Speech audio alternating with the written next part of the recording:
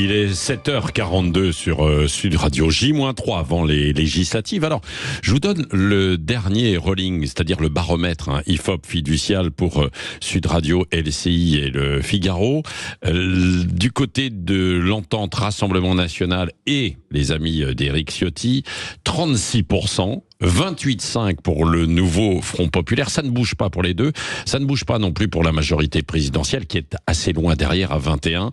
Les Républicains sont à 6. Également, ils ont baissé un petit peu. Et puis, il y a des candidats divers à 4,5. Alexis Poulain, bonjour. Bonjour. Il y a pour certains des trous d'air un petit peu dans cette campagne. Alors, campagne express, mais campagne combien chargée et notamment sur je vais commencer par le front de gauche avec François Ruffin du Front de la Somme, c'était le titre de son livre, qui ouvertement explique au micro de TF1 que Jean-Luc Mélenchon est un boulet pour l'alliance de la gauche.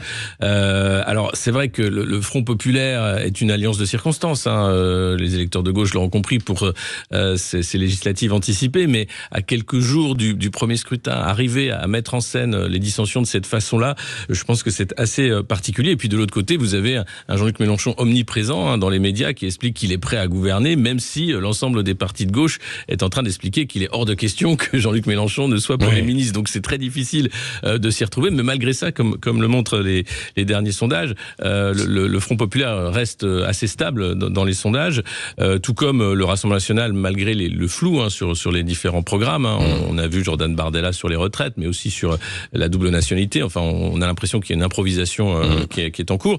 Et puis la majorité présidentielle qui se maintient tant bien que mal. Il y a de tous les partis politiques, on voit bien qu'il y a ce moment de flottement, ce moment aussi de recomposition qui arrivera après le 7 juillet. Aurélien Pradier qui démissionne des LR, Éric Ciotti qui s'est rapproché du RN. Je pense qu'à l'issue du scrutin, à l'issue du second tour, on va voir sans doute des recompositions qui vont se faire immédiatement. Et le retour à gauche, par exemple, de quelqu'un comme François Hollande n'est pas anodin.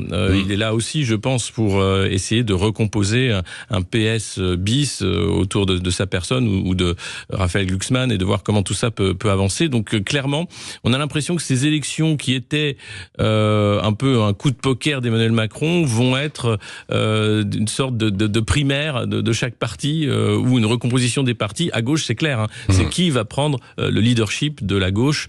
Aujourd'hui, c'est Jean-Luc Mélenchon qui le réclame, mais on voit bien que d'autres ont beaucoup d'appétit. La question, c'est qu'est-ce qui va se passer 3 000 milliards de dettes, les finances, la France et l'état économique. Ça, on a l'impression que c'est en second plan, finalement, que c'est tambouille politicienne. Merci beaucoup, Alexis Poulain. Et vous revenez tout à l'heure à 8h15 dans Dites-le franchement avec Elisabeth Lévy.